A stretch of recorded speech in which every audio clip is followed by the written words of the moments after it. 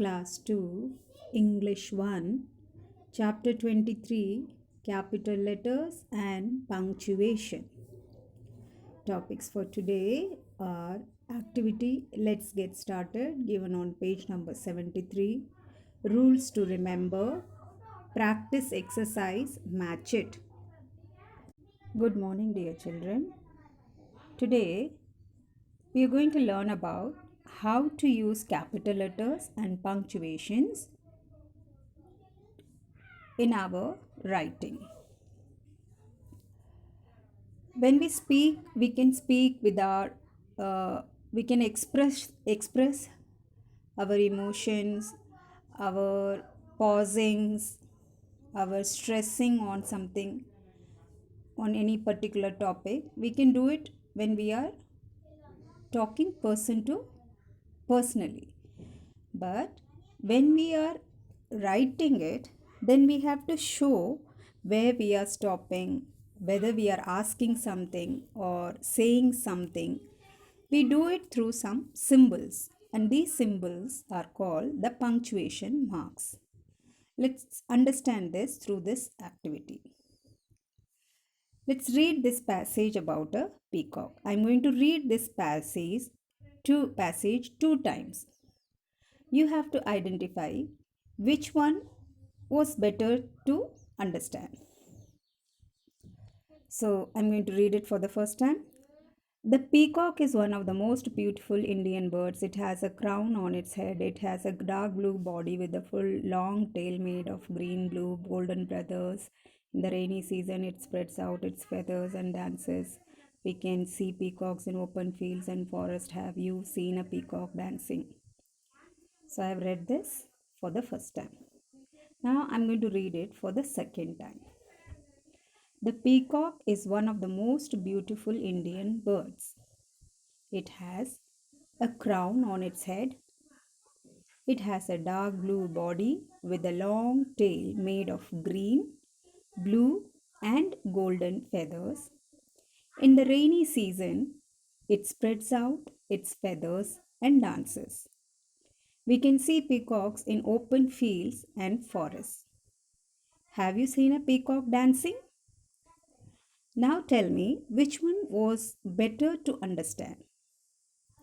Obviously, the second time when I read it with proper pausing, the for when I asked something as a question, I asked it in a different way. When I said something, read it in a different way.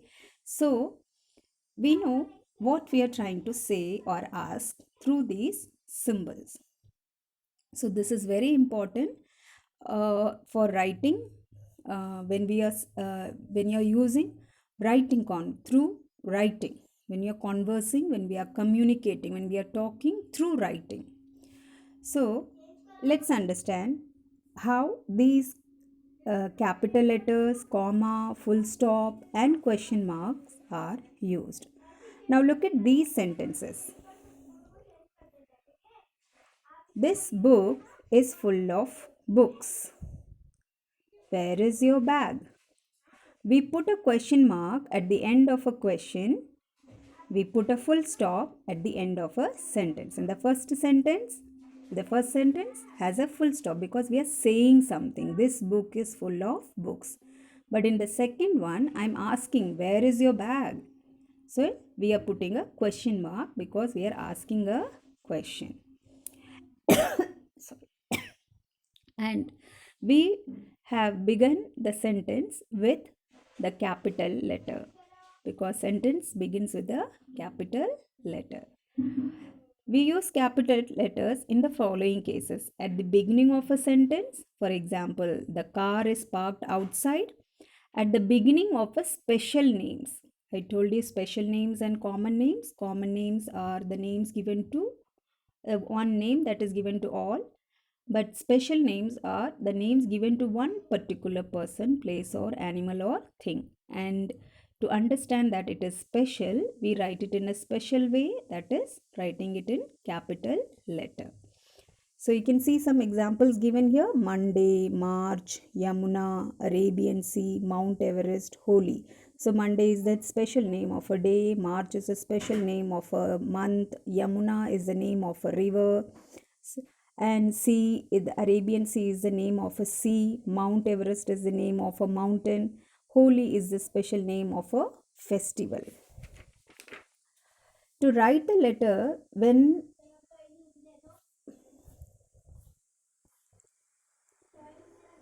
we speak of ourselves, like for my name, when I'm speaking about myself, I say I.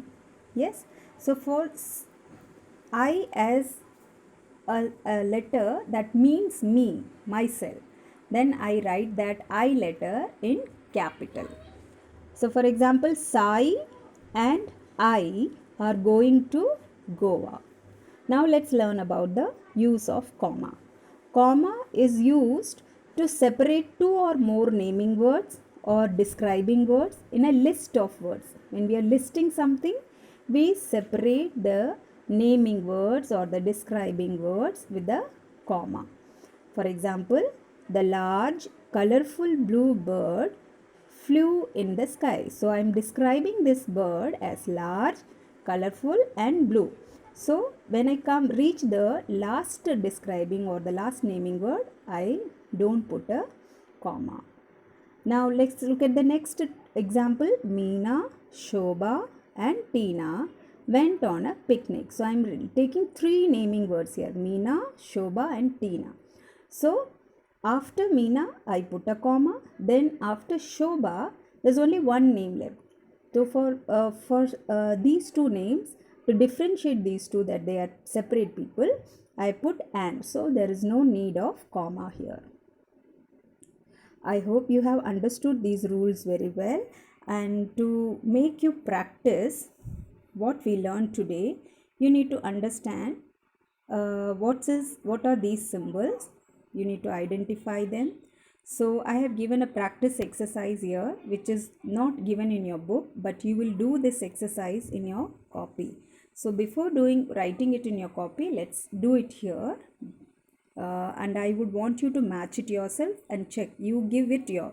I'm going to read the question for you. You answer there itself and check your answer whether you have given it correctly or not. So first question is comma. Where is the comma mark here? Have you guessed it right? Don't check your answer now. You will be checking it after I have read all the question. Number 2, full stop. Which option is full stop here? Question number 3, question mark. Which option is question mark here? So have you marked it somewhere? Okay, now check your answer whether you have written it correctly or not. Yes, comma means comma's option is option number B. You can see the symbol there. Full stop is option number C. There's a dot there. And question number 3, question mark, is option number A. So that's it for today, children. You do this exercise in your copy and learn to use them, learn to read them. Whenever you see a comma, you need to pause.